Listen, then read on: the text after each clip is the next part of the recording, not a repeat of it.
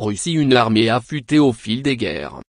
Des fragments de missiles de croisière américains Tomahawk, mais aussi des morceaux de missiles Scalp de fabrication française, ont été acheminés depuis la Syrie jusqu'à Moscou.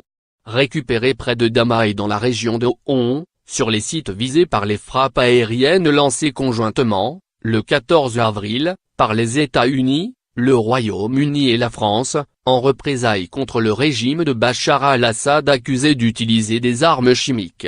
Les voici exposés au QG de l'état-major russe de l'armée. Telle cette carte électronique déchiquetée, provenant du système de radiolocalisation Navstar d'un Tomahawk, exhibée, parmi d'autres échantillons comme un trophée de guerre. Officiellement, la Russie n'est en guerre contre personne, les débris récoltés sur le territoire syrien ne doivent d'ailleurs rien à son intervention directe mais elle a des ennemis partout. Cette conviction, entretenue par le Kremlin, a justifié la reconstruction de l'armée russe sur les ruines de son aîné soviétique depuis le milieu des années 2000.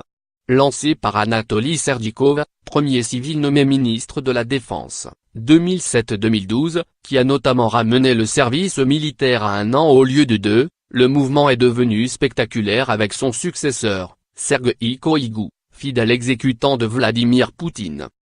Calibrée pour des guerres conventionnelles, l'armée russe est passée en peu de temps dans l'ère des guerres hybrides théorisée en 2013 par son chef d'état-major, le général d'armée Valery Gerasimov, comme des guerres non déclarées. Deux conflits majeurs ont accéléré la mutation. L'annexion de la Crimée en 2014, suivi des combats dans le Donbass, dans l'est de l'Ukraine, entre séparatistes pro-russes et Kiev, surtout, l'intervention en Syrie lancée en 2015.